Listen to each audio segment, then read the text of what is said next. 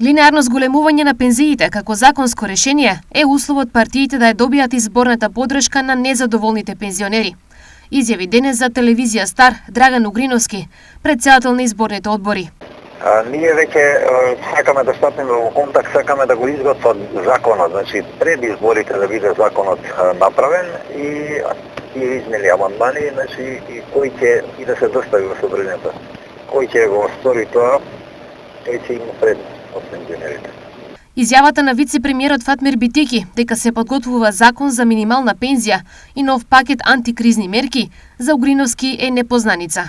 Се додека не видиме, додека не излезат со работите кои се, значи методологијата, процентот и сето тоа што тие најавуваат, додека не го видиме не можеме да коментираме некои посебни. Доколку законот се промени во онај облик како што одговара. Во меѓувреме, пензионерите интензивно се подготвуваат за големиот протест на 7 ноември во Скопје, но со воздржани очекувања. 7 ноември, значи, очекуваме на протестите, бидејќи ќе протестираме пред Америчка амбасада, ако до тогаш не прими амбасадорката, ќе го бараме повторно прием, ако не прими и понатака, значи ќе притискаме и ќе бараме и други решенија како би успеале во нашите намери.